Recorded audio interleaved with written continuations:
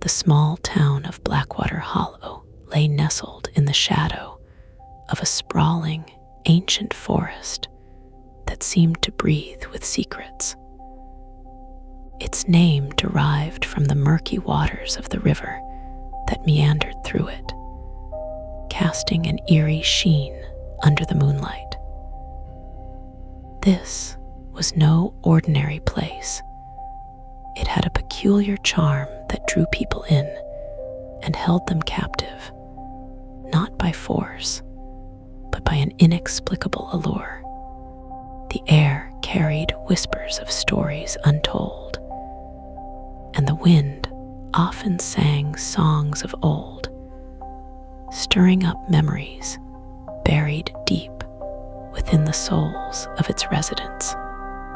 In this quaint little town, life moved at a slow pace, almost as if time itself had decided to take a leisurely stroll rather than rush headlong into the future.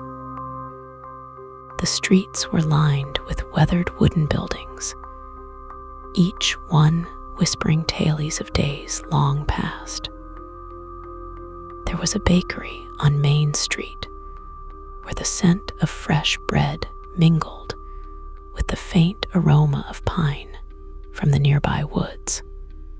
A general store stood just around the corner, its shelves stocked with everything from canned goods to fishing rods, serving as both a marketplace and a meeting point for the townsfolk. Among these structures, there was a peculiar pet shop known as Whiskers and Wags. It wasn't much to look at, just a modest storefront with faded lettering above the door. But it was here that strange things began to happen. Owned by an eccentric woman named Mrs. Eldridge, who claimed her animals were special, the shop had always been a topic of conversation among the locals. Some said her pets could predict the weather. Others swore they'd seen one of her cats vanish into thin air. But most dismissed these tales as mere folklore, preferring instead to focus on the genuine kindness and care Mrs. Eldridge showed toward every creature that passed through her doors.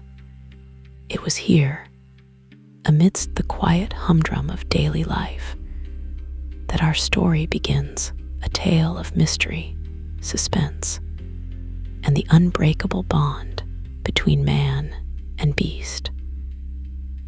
In the heart of Blackwater Hollow, where shadows danced and secrets lurked, a man would soon find himself drawn into circumstances so strange they would alter his life forever.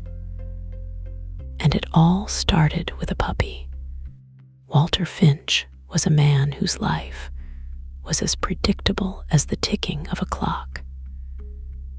Every morning, he woke at precisely 6:15 a.m., brewed a cup of black coffee so strong it could strip paint, and sat on his porch to watch the sun rise over the hills surrounding Blackwater Hollow. His routine was as rigid as the iron fence that surrounded his modest home, a 2-story clapboard house painted a dull gray that matched the color of his soul. Walter was 52 years old, though he looked older due to the lines etched into his face like maps of forgotten journeys. His hair was thinning, streaked with silver, and his hands bore calluses from years of manual labor at the local sawmill, where he worked as a mechanic. To the townsfolk, Walter was a familiar figure, yet an enigma. He rarely spoke unless spoken to, and even then, his words were few and measured. Most of the time, he kept to himself, preferring the company of silence to idle chatter. His neighbors often whispered about him, speculating about why such a capable man lived alone, without a wife or children. Some thought he was grieving for someone lost long ago, while others believed he simply didn't know how to connect with people. Whatever the reason, Walter's solitude had become part of his identity, woven into the fabric of who he was. Despite his reclusive nature, Walter wasn't entirely isolated. He had a few acquaintances in town, men he'd worked alongside at the mill, women he occasionally nodded to at the general store.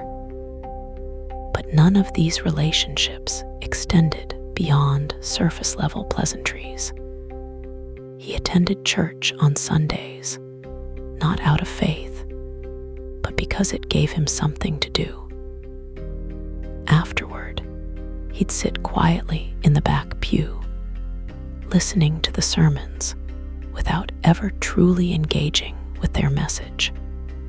To those who knew him, Walter seemed content with his solitary existence, though there were moments when a flicker of longing crossed his eyes, only to be quickly extinguished. Walter's life was defined by routine, but beneath the surface, there was a restlessness that gnawed at him, though he couldn't quite articulate what it was. Perhaps it was the absence of purpose, or maybe it was the growing awareness that time was slipping away, leaving him unchanged while the world around him evolved. Whatever the cause, Walter felt adrift, caught in a current that carried him forward without direction. It was this underlying discontent that would eventually lead him to make a decision that would change everything and introduce him to a creature unlike any other. On the third Tuesday of October, a day marked by the crisp tang of autumn in the air and leaves falling like golden confetti, Walter Finch found himself standing outside Whiskers and Wags, the quirky pet shop owned by Mrs. Eldridge. It wasn't a planned visit. In fact, it was the kind of impulse that rarely struck him. Walter had been walking down Main Street after picking up a loaf of bread from the bakery when he noticed the sign hanging crookedly above the shop's entrance. "Adopt a friend today." The words seemed to shimmer in the fading sunlight, almost as if they were alive, beckoning him closer.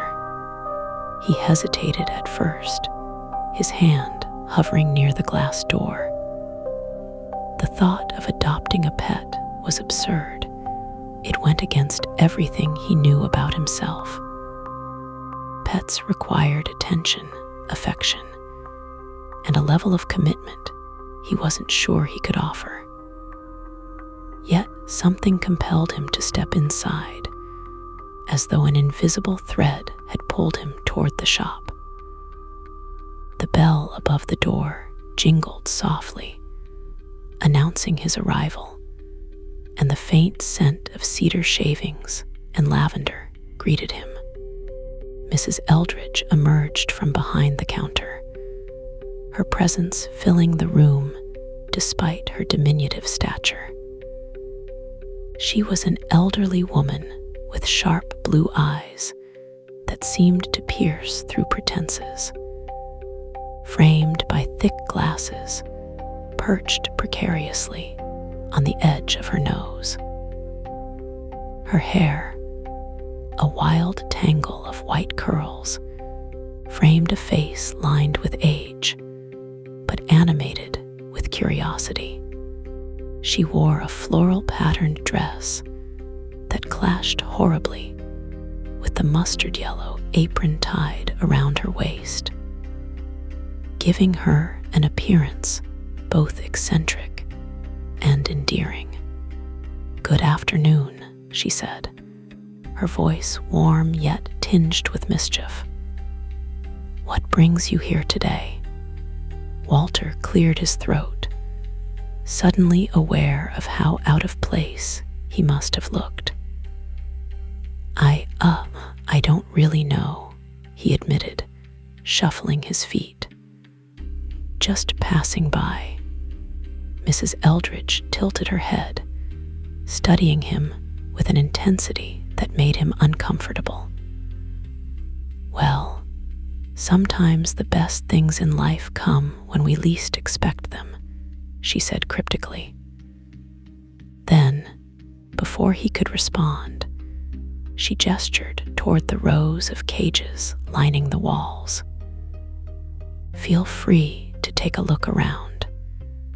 You never know, you might find something or someone that speaks to your heart." Reluctantly, Walter wandered deeper into the shop.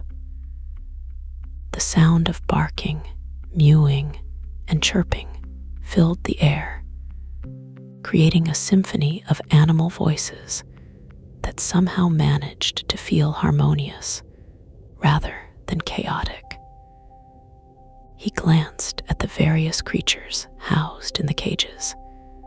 Kittens batting playfully at dangling strings, birds flitting nervously from perch to perch, and puppies tumbling over one another in a frenzy of wagging tails and joyful yelps. None of them particularly caught his eye, at least not until he reached the farthest corner of the shop. There, in a cage smaller than the others, sat a dog unlike any Walter had ever seen. It was a puppy, yes, but its features defied easy categorization. Its fur was patchy, a mix of dark charcoal and pale cream that shifted subtly depending on the light. Its ears were oversized and floppy, giving it an almost comical appearance, while its eyes, large and luminous, glowed with an intelligence that bordered on unnatural. What struck Walter most, however, was the way the puppy seemed to watch him, as though it understood exactly who he was and what brought him there. For a moment, time seemed to pause.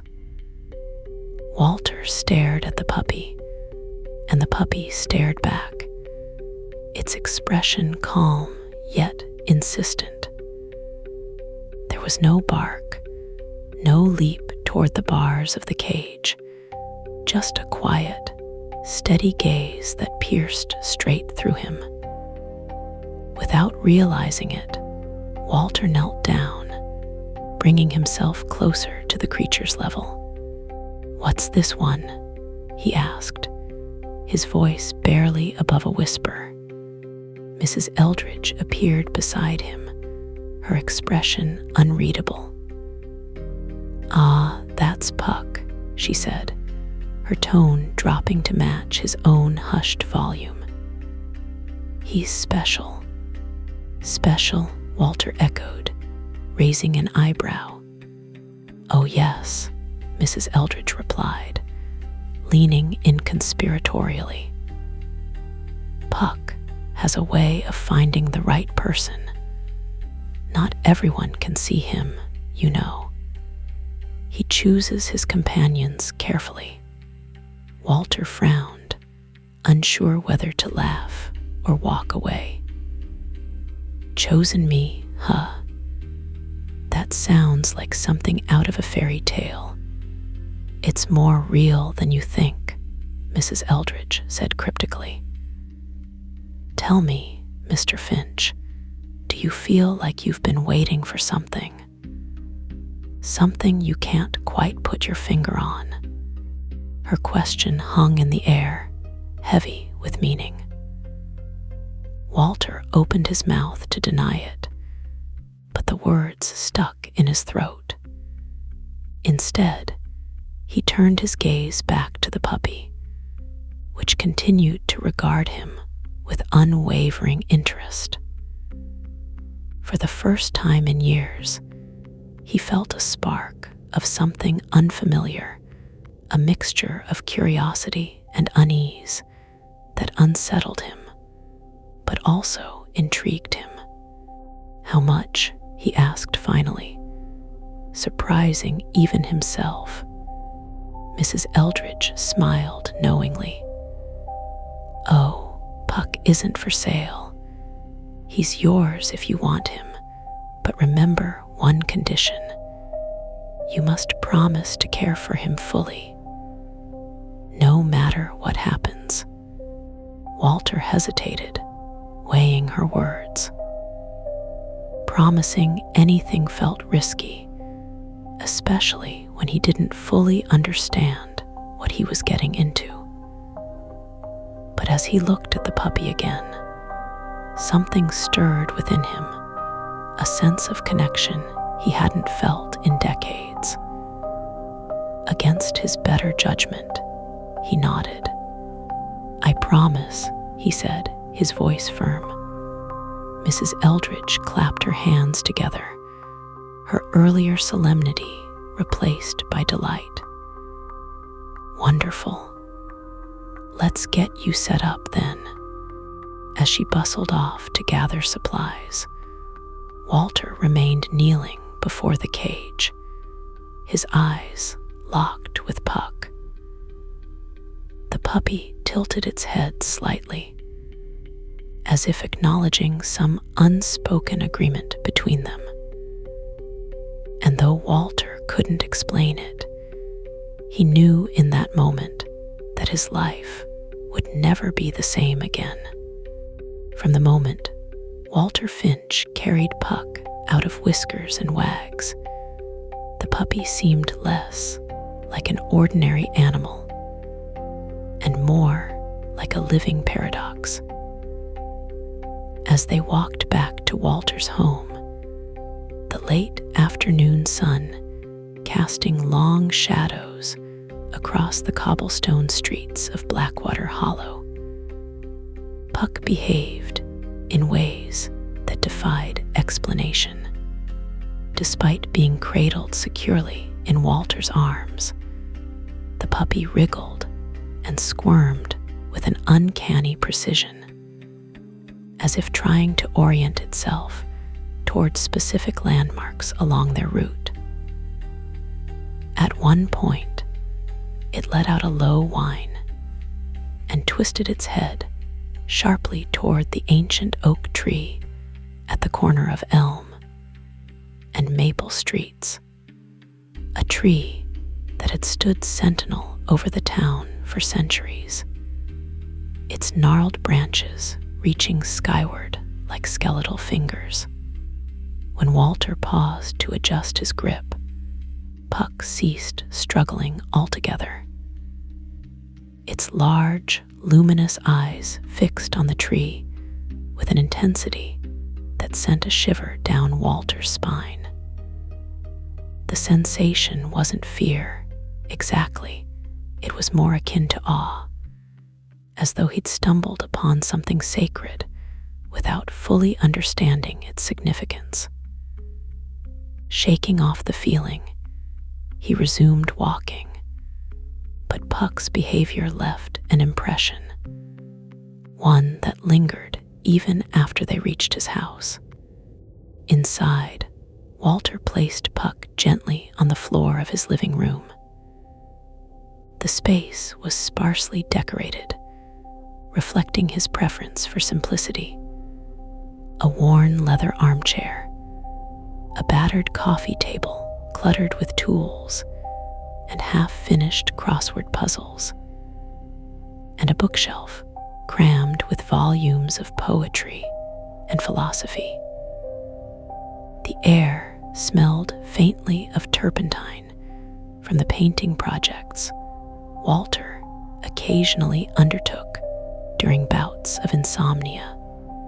Puck sniffed the ground tentatively, its nose twitching as it explored the unfamiliar terrain. Then, without warning, it bounded toward the fireplace, leapt onto the hearth, and began pawing at the bricks, as if searching for something hidden beneath the surface. "Easy there," Walter murmured, crouching beside the puppy. He placed a hand on its back, expecting it to recoil or resist. Instead, Puck froze, its body vibrating with a low-frequency hum that resonated through Walter's palm.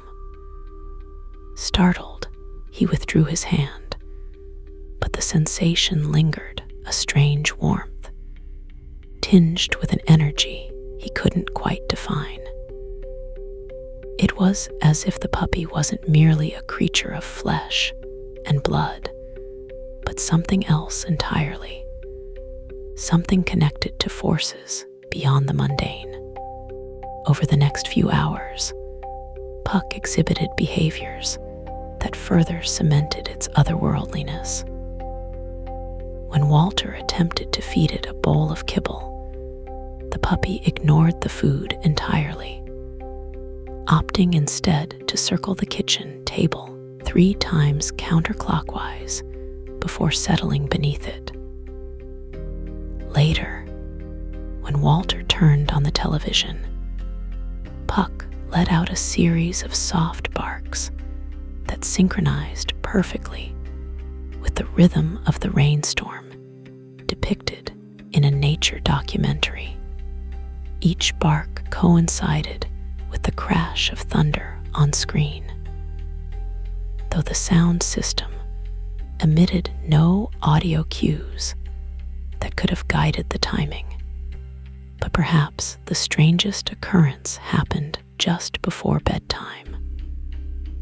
Walter had settled into his chair with a novel, intending to read until exhaustion claimed him. Puck, curled up at his feet, suddenly lifted its head and stared directly at him. Its eyes glowed faintly in the dim light, and for a split second, Walter swore he saw words forming within their depths, words he couldn't decipher, but somehow understood instinctively. They conveyed a sense of urgency, a plea for vigilance, though against what, he couldn't say.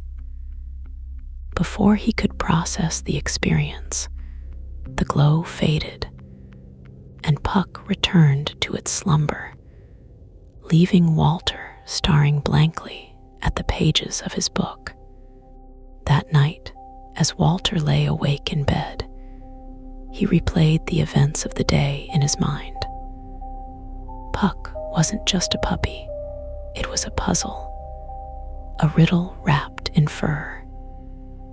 And though Walter couldn't yet grasp the full implications of what he'd brought into his life, he sensed that the answers would come sooner rather than later. For now, all he could do was wait, watching and listening, hoping that the strange little creature would reveal its secrets in due time. The days following Puck's arrival unfolded in a haze of discovery and wonder, as Walter Finch found himself inexorably drawn into the peculiar orbit of his newfound companion. At first, he tried to maintain his usual routines, attempting to integrate Puck into his life without disrupting the careful order he'd built over the years. But it quickly became apparent that Puck operated according to rules of his own, rules that seemed to rewrite reality itself. the more Walter observed the puppy, the more he realized that their relationship was evolving into something far deeper than mere companionship. It was becoming a partnership, a symbiosis that defied logic, yet felt utterly natural. Every morning, Walter awoke to find Puck already awake, sitting by the window and gazing intently at the horizon as if communing with the dawn. The sight of the puppy's silhouetted form against the rising sun stirred something primal within Walter, a sense of reverence he hadn't felt since childhood. He would join Puck by the window, sipping his coffee in silence, and together they watched the world awaken. During these moments, the barriers between man and beast dissolved, replaced by an unspoken understanding that transcended language. By mid-morning, Puck would lead Walter on walks through the woods surrounding Blackwater Hollow.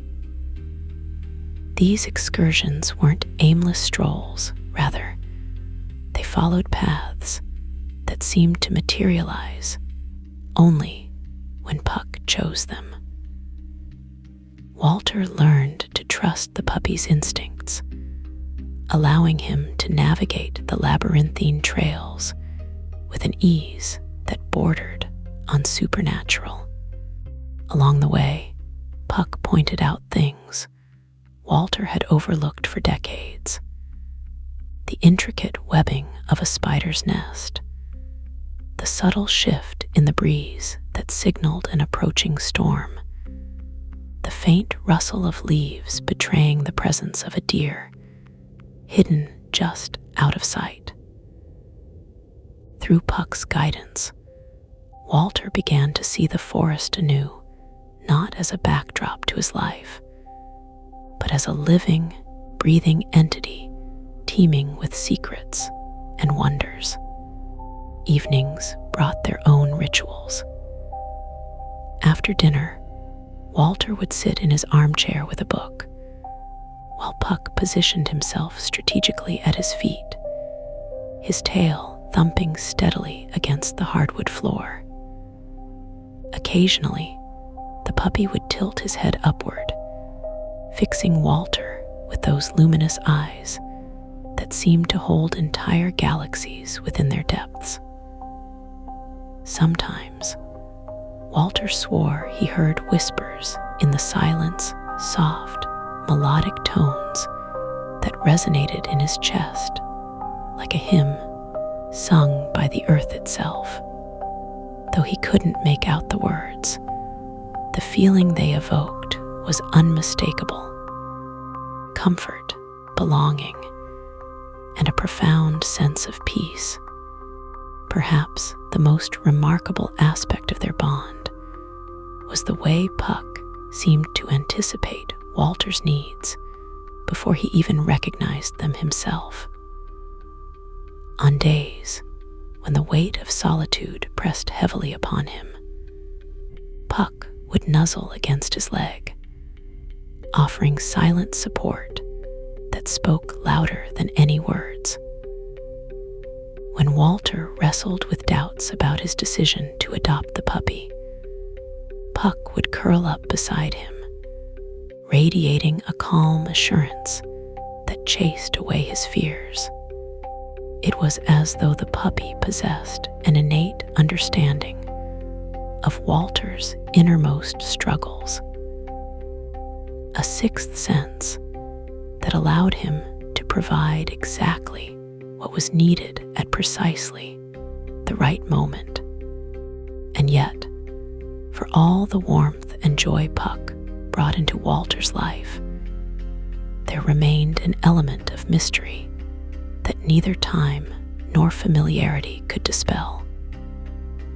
There were moments, fleeting glimpses of something extraordinary that hinted at a deeper purpose behind their connection. Once, during a particularly vivid dream, Walter found himself standing in a vast, star-filled expanse, surrounded by beings of light who communicated through flashes of color and emotion. At the center of this cosmic tableau stood Puck, transformed into a towering figure whose eyes burned with the intensity of twin suns. When Walter awoke, drenched in sweat and trembling with awe, he couldn't shake the conviction that the vision had been more than just a product of his imagination. Another time, while hiking along the ridge overlooking the valley, Puck stopped abruptly, his body rigid with concentration. Walter followed his gaze to a cluster of rocks arranged in a pattern that resembled constellations mapped across the night sky. Beneath the stones, they discovered a cache of artifacts, fragments of pottery, shards of obsidian, and a single polished stone carved with symbols that predated recorded history. As Walter examined the relics, Puck circled them protectively, his growls low and menacing, as if guarding a treasure too sacred to be disturbed. These incidents, though rare, left an indelible mark on Walter, fueling his growing belief that Puck was more than just a pet. He was a guide, a guardian, and perhaps even a harbinger of things to come. And though the truth eluded him, Walter knew one thing with absolute certainty. His life had changed irrevocably the day he met Puck. From now on, he was no longer alone, not in the physical sense, nor in the deeper, existential way that had haunted him for so long. With Puck by his side, he felt connected to something greater than himself, a thread in a tapestry woven by forces beyond human comprehension. As the weeks passed, Walter Finch began to notice subtle changes in the atmosphere of Blackwater Hollow, shifts that seemed to mirror the growing bond between him and Puck. At first, these changes were so minor as to be almost imperceptible, a chill in the air that lingered longer than it should, the faint echo of footsteps when no one was around, or the way certain trees swayed unnaturally, even when the wind had died down. But as the days turned into weeks, the anomalies grew more pronounced, weaving themselves into the fabric of everyday life with increasing frequency and intensity. One evening, as Walter sat on his porch watching the sunset paint the sky in hues of amber and crimson, he noticed something odd. Across the street, the ancient oak tree, the same one Puck had fixated on during their initial walk home, was behaving strangely. Its branches, usually still at this hour, twisted and writhed as though caught in an invisible tempest. Walter blinked, thinking perhaps his eyes were playing tricks on him. But when he looked again, the movement persisted. The tree seemed alive, pulsating with a vitality that defied explanation. Just as he leaned forward to get a better look, Puck emerged from the house, his glowing eyes fixed intently on the tree. Without hesitation, the the puppy darted across the street, disappearing beneath the sprawling roots. Alarmed, Walter sprang to his feet and followed, calling out Puck's name. When he reached the base of the tree, he found the puppy standing motionless, his body vibrating with the same low-frequency hum Walter had felt earlier. Around them, the air crackled with energy, charged with an electricity that prickled the hairs on Walter's arms. Suddenly, the ground beneath his feet trembled, and a section of the earth near the tree split open, revealing a narrow tunnel leading downward. Puck stepped inside without hesitation, and Walter, torn between fear and curiosity, reluctantly followed. The tunnel was cool and damp, its walls slick with moisture. Faint bioluminescent fungi cast an ethereal green glow, illuminating the path ahead. As they descended, Walter noticed carvings etched into the rock, symbols identical to those he'd seen on the artifacts discovered during their hike. His heart raced as he realized they were venturing into a place that had been hidden from the world for centuries, perhaps millennia. At the bottom of the tunnel, they emerged into a cavernous chamber filled with ancient relics. Statues carved from obsidian, jars containing powders that shimmered like stardust, and scrolls written in languages long forgotten. Puck led Walter to the center of the chamber, where a pedestal stood, supporting a crystal sphere that pulsed with an inner light. The puppy sat down, his gaze unwavering, as if waiting for Walter to act. Hesitant, but driven by an inexplicable compulsion, Walter approached the sphere and placed his hand upon it. Immediately, visions flooded his mind, images of stars collapsing into black holes, rivers flowing backward, and cities submerged beneath oceans. Among these cosmic scenes, he saw glimpses of Puck, not as a puppy, but as a colossal creature with wings of fire, soaring through dimensions unknown. When the visions subsided, Walter collapsed to his knees, gasping for breath. Puck nuzzled against him, his presence grounding Walter in the present moment. As they made their way back to the surface, Walter knew that what he had witnessed was no mere hallucination. The tree, the tunnel, the chamber, it was all part of something far larger than either of them, something that had chosen them for reasons neither could yet comprehend.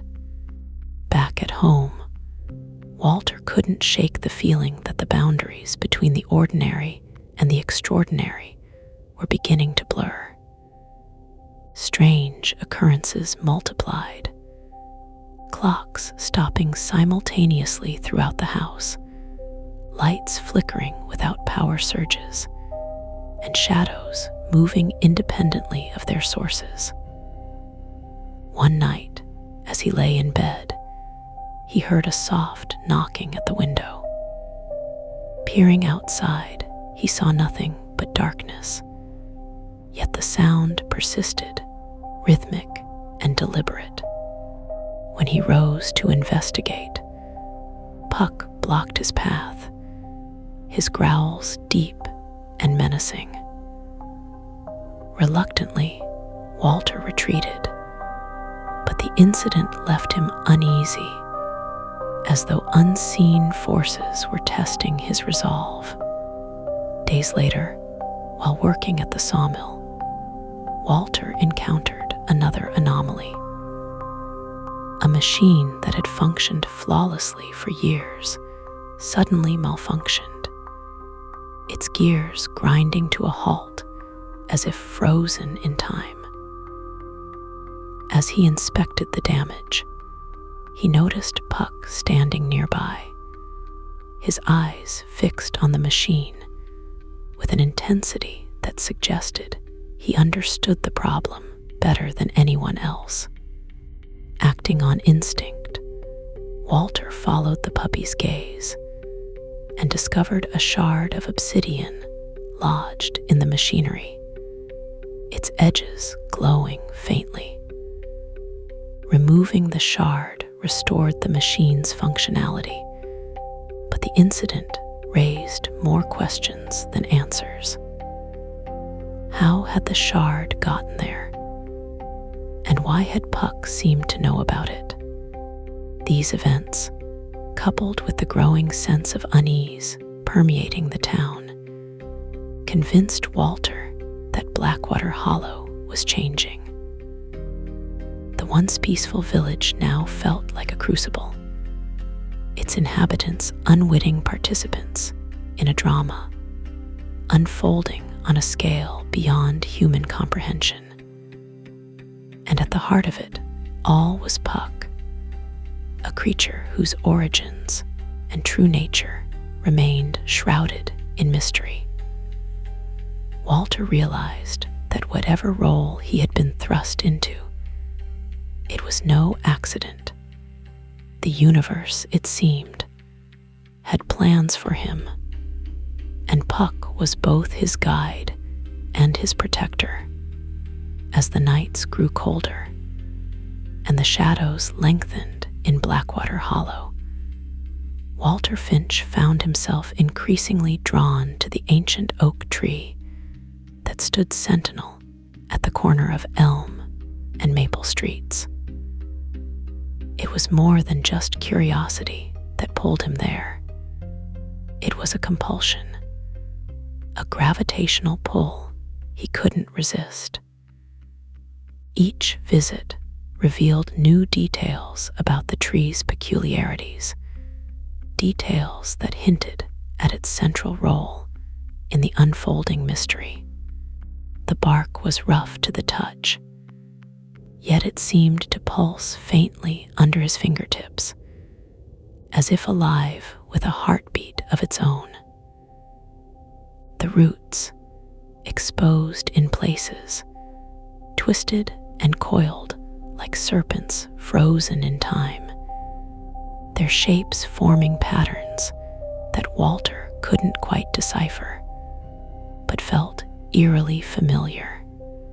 Puck, too, seemed attuned to the tree's significance. Whenever they approached, the puppy would circle it 3 times counterclockwise, his movements deliberate and precise, as if performing a ritual. Then he would press his nose to the trunk, letting out a low, resonant whine that vibrated through the air. Walter often joined him, placing his palm against the wood, feeling the same hum he'd experienced in the underground chamber. The sensation was comforting, yet unsettling, a reminder that the tree was more than just a relic of nature. It was a key to something much greater. It was during one of these visits that Walter made a discovery that would alter his understanding of everything. Beneath the tree, partially concealed by fallen leaves and moss, lay a collection of objects that seemed to have been deliberately placed there. A small stone carving of a wolf, its eyes inset with pieces of quartz, gleamed faintly in the moonlight. Beside it was a fragment of a clay tablet, covered in symbols that matched those Walter had seen in the cavern. And tucked neatly into a hollow at the base of the tree was a leather-bound journal, its cover embossed with the image of a crescent moon. With trembling hands, Walter retrieved the journal and flipped it open. The pages were filled with handwriting that alternated between elegant script and crude scrawls, as though multiple authors had contributed to its contents.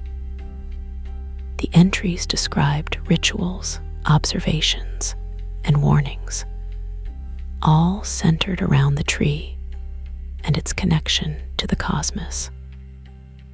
One passage, written in bold letters, caught his eye. The tree is the axis mundi, the bridge between worlds. Those who seek it will find it, but beware. The price of knowledge is steep. Only the pure of heart may pass through its gates without consequence. Beneath this, a diagram sketched in charcoal depicted the tree surrounded by concentric circles, each labeled with celestial bodies and their corresponding alignments. Walter studied the drawing, recognizing some of the constellations, but unable to piece together their significance. He glanced at Puck, who was watching him intently, his eyes glowing with an intensity that sent a shiver down Walter's spine. "What does it mean?" Walter whispered, though he wasn't sure if he expected an answer. Puck tilted his head, then trotted over to the tree and nudged a particular root with his nose. Walter followed the gesture and noticed that the root formed the shape of an arrow pointing inward toward the heart of the tree. Intrigued, he pressed his ear against the trunk, listening closely. At first, there was nothing but the gentle rustling of leaves overhead. Then, faintly, he heard it, a melody, soft and haunting, played on instruments he couldn't identify. The notes seemed to emanate from within the tree itself, as though it were singing to him. The music filled Walter with a sense of longing, so profound it brought tears to his eyes. It was a sound he recognized from somewhere deep within his soul, a memory buried beneath layers of time and forgetfulness. As the melody continued, images began to surface in his mind, visions of distant planets, swirling galaxies, and civilizations long extinct. Among these cosmic scenes, he saw figures resembling Puck, their forms shifting between animal and humanoid, their eyes burning with the light of stars. When the music finally faded, Walter pulled away from the tree, his mind racing with questions. Who had written the journal? What did the tree represent? And why had it chosen him and Puck to uncover its secrets? And most importantly, what was the price of pursuing this knowledge? Back at home, Walter spent hours poring over the journal, cross-referencing the symbols and diagrams with books on mythology, astronomy, and occultism. Slowly, a picture began to emerge. The tree, it seemed, was not merely a physical object, but a nexus point, a convergence of energies that bridged the gap between dimensions.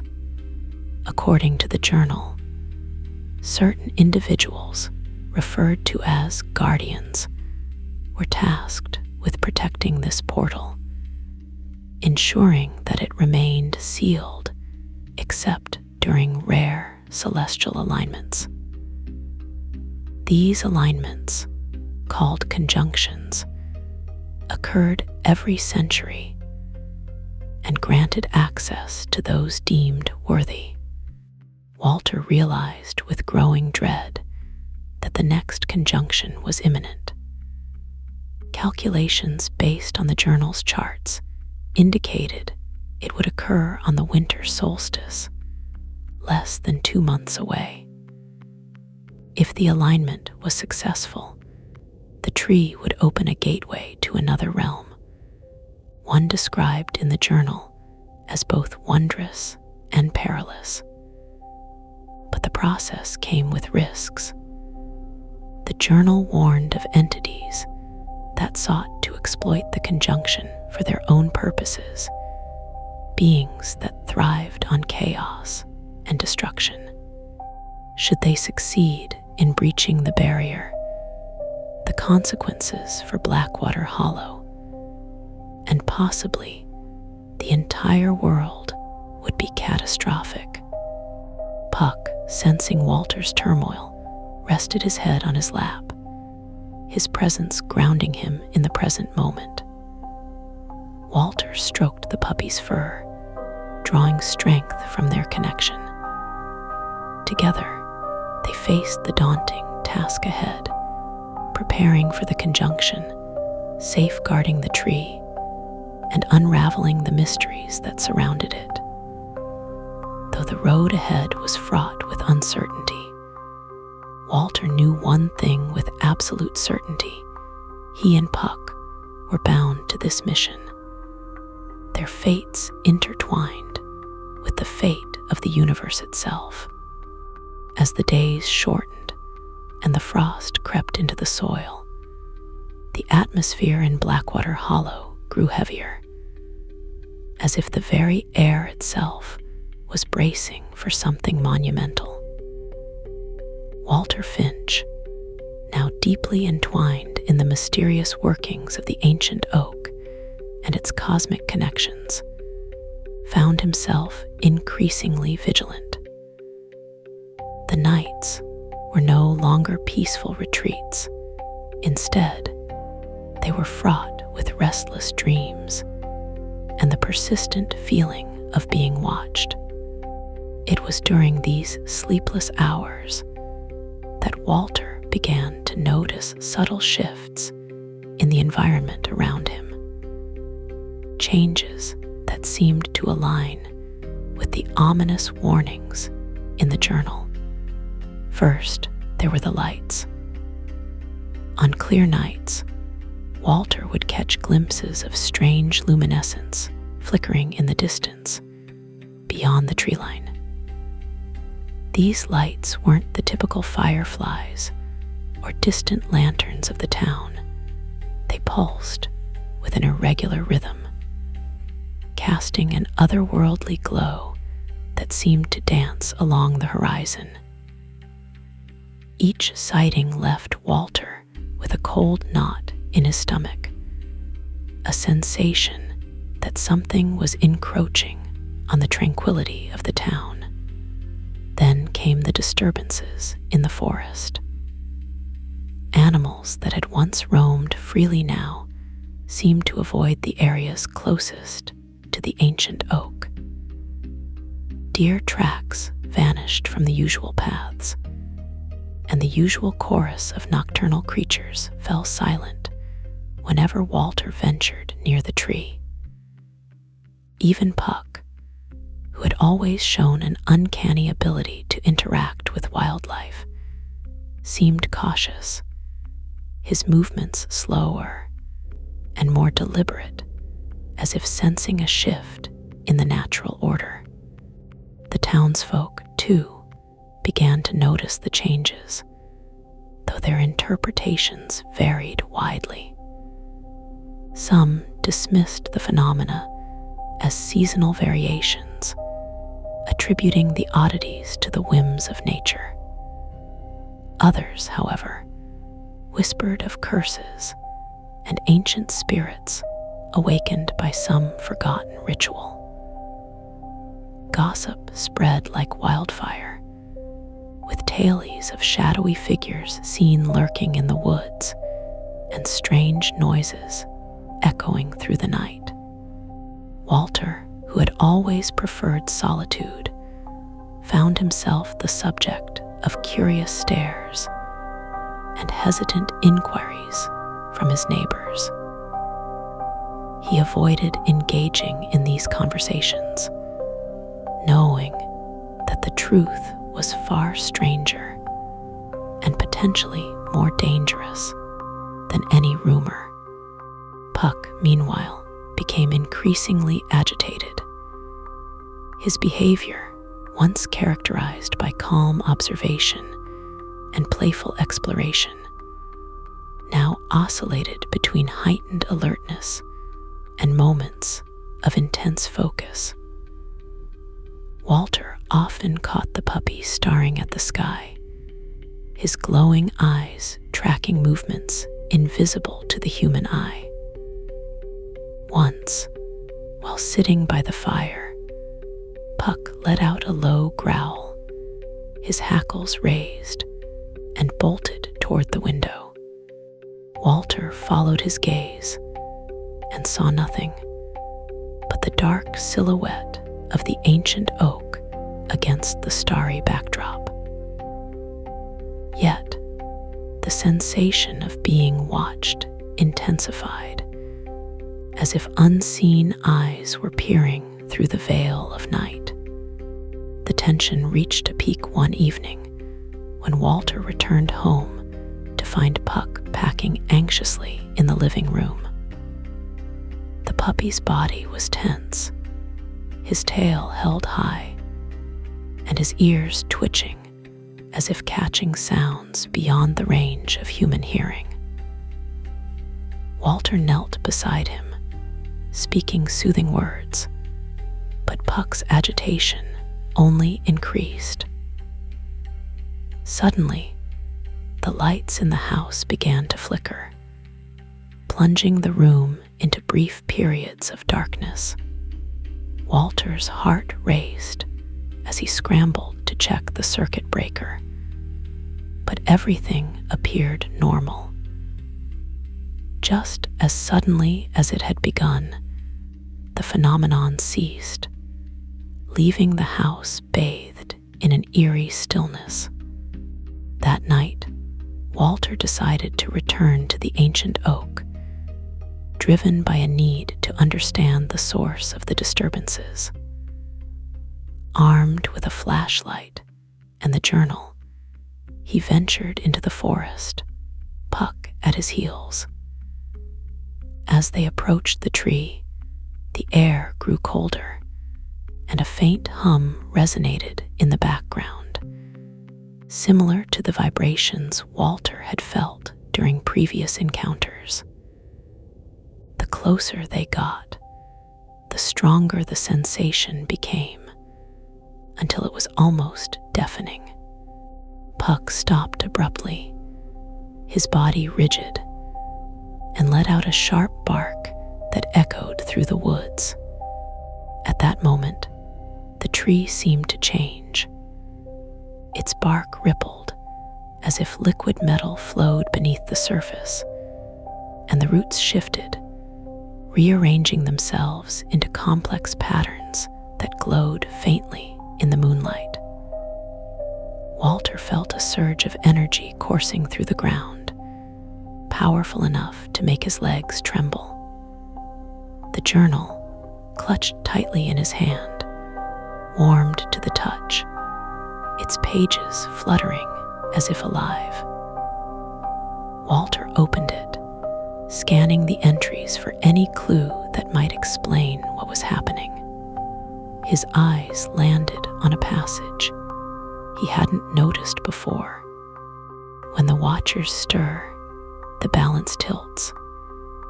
The guardians must stand firm, lest the threshold be breached. Before Walter could absorb the full meaning of the words, a low rumble shook the ground, and the air around the tree shimmered, distorting the view beyond. Shapes began to form in the mist, vague outlines that shifted and morphed, taking on the semblance of humanoid figures. Their forms were translucent, their eyes glowing with an icy light. Puck growled fiercely, positioning himself protectively in front of Walter, his fur bristling. "Stay back," Walter whispered, his voice trembling but resolute.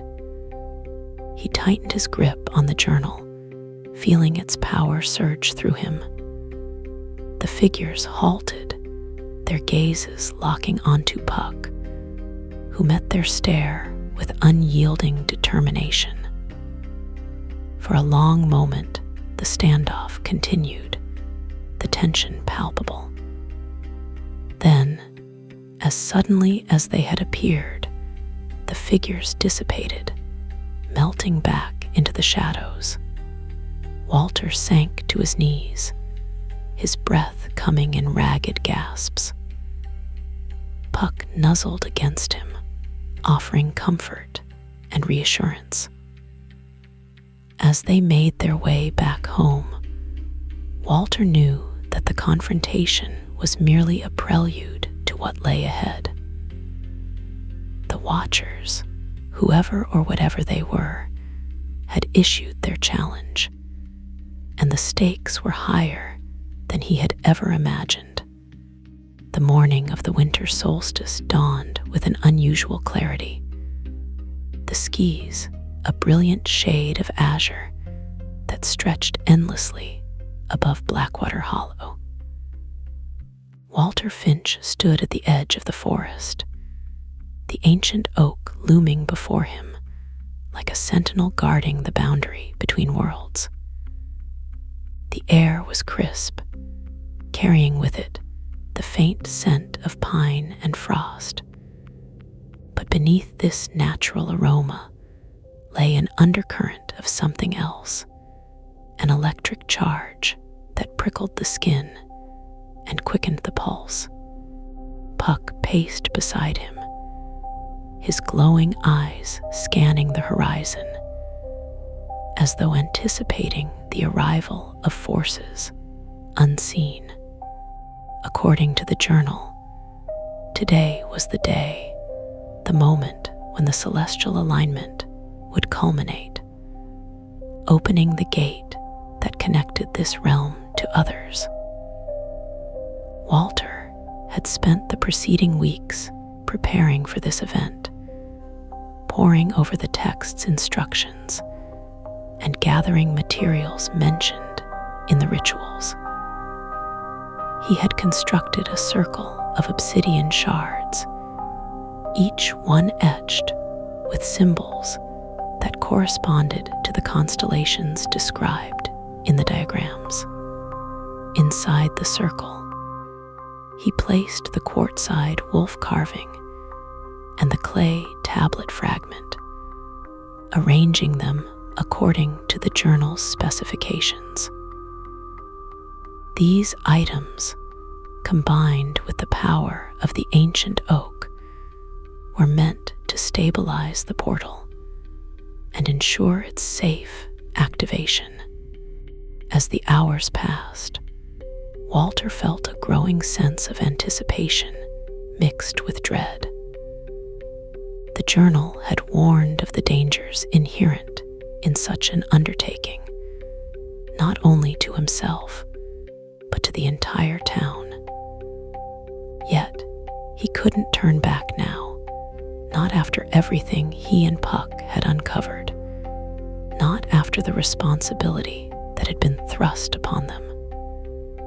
If the alignment succeeded, the tree would serve as a conduit for knowledge and insight beyond human comprehension. But failure meant catastrophe, the unleashing of forces that could tear apart the fabric of reality itself. The sun climbed higher in the sky, casting long shadows across the forest floor. Walter adjusted the circle of obsidian shards one last time, ensuring their alignment matched the diagram in the journal. Puck settled into a crouching position near the base of the tree, his body tense and alert, as though sensing the imminent shift in the atmosphere. The air grew heavier, charged with an energy that made it difficult to breathe.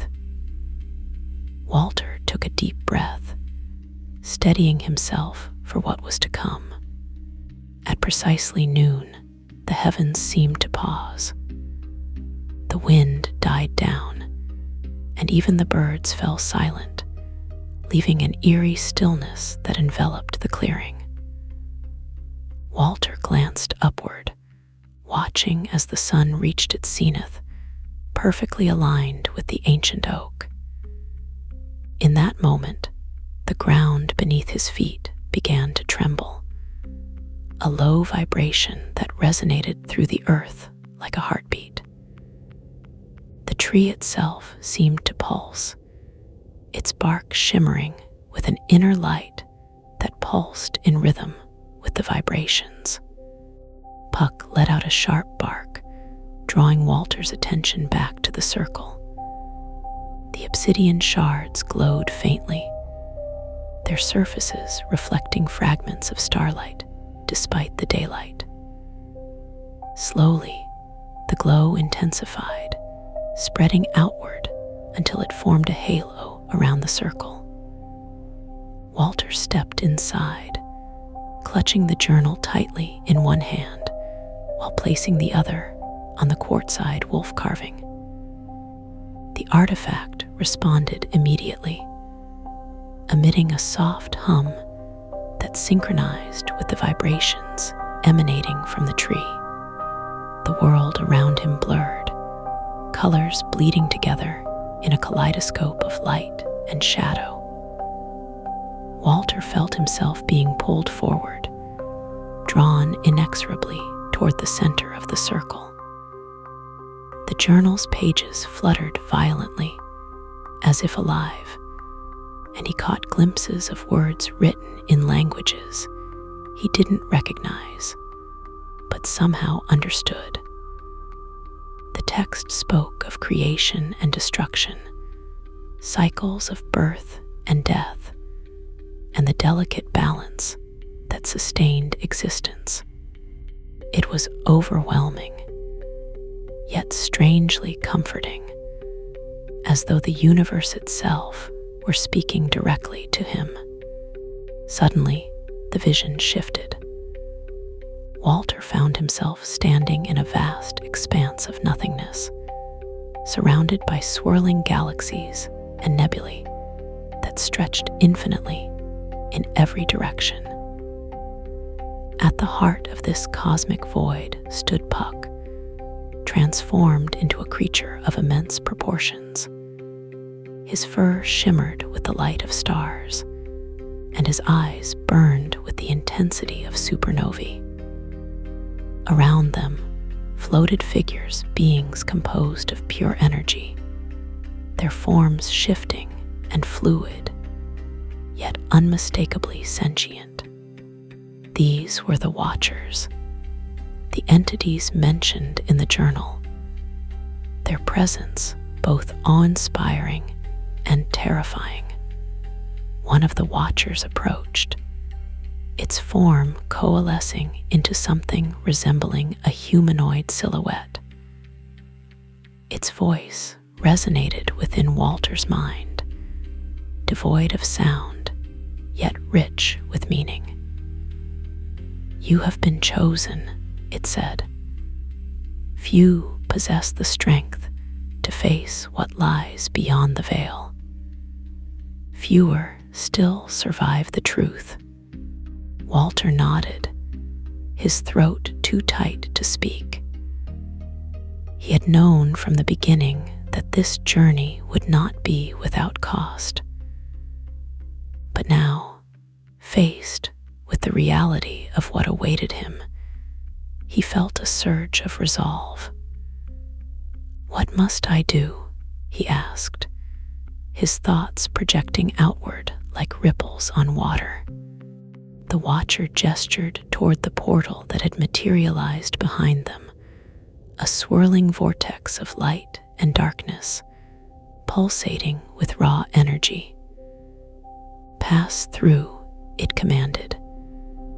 "Seek knowledge, but beware. The path is fraught with peril. Should you falter, the balance will tip, and chaos will reign." Before Walter could respond, Puck nudged him gently, his luminous eyes conveying a message of trust and courage. Together, they stepped toward the portal, their forms dissolving into the maelstrom as they crossed the threshold. On the other side, Walter emerged into a realm unlike anything he had ever imagined. The sky was a tapestry of shifting colors, each hue representing a different dimension or timeline. Below him stretched a landscape of crystalline structures, their surfaces refracting light in dazzling patterns. In the distance, he saw cities built upon floating islands, connected by bridges of living energy. And everywhere, there were beings, some familiar, others utterly alien, going about their lives, oblivious to his presence. But the beauty of this place was tempered by an underlying tension. Walter could feel it in the air, a sense of imbalance that permeated everything. The Watchers had been right. The conjunction was more than just a gateway. It was a test, a trial that demanded sacrifice and wisdom. As he explored this new reality, he encountered remnants of civilizations destroyed by those who sought to exploit the power of such alignments. Their stories served as cautionary tales, reminders of the fragility of existence and the importance of stewardship. Time lost all meaning in this realm, stretching and contracting in ways that defied logic. Walter spent what felt like years learning from the Watchers, absorbing knowledge that expanded his understanding of the universe and his place within it. He learned of the Guardians, individuals scattered across time and space who shared a common purpose: to protect the Axis Mundi, the trees, stones, and other nexus points that maintained the stability of the multiverse. Each Guardian possessed unique abilities, gifts granted by the cosmos itself, and Walter realized that Puck was one such being, chosen to guide him on this journey. Eventually, the Watchers informed Walter that his time in this realm was nearing its end. The conjunction had stabilized the portal, but maintaining it required constant vigilance. Blackwater Hollow's ancient oak would remain a focal point, a bridge between worlds that needed protection from those who sought to misuse its power. Walter accepted his role as a guardian with solemnity, knowing that his life would never again be ordinary. As he prepared to return to his own world, the Watchers gifted him with a fragment of starlight, encased in a crystal sphere. This artifact, they explained, would serve as both a reminder of his mission and a tool to aid him in his duties. Clutching the sphere tightly, Walter stepped back through the portal, accompanied by Puck, whose form once again resembled that of a loyal puppy. Back in Blackwater Hollow, the world seemed unchanged, yet Walter knew better. The ancient oak stood tall, its branches swaying gently in the breeze, but its essence had shifted, radiating a subtle energy that only he and Puck could perceive.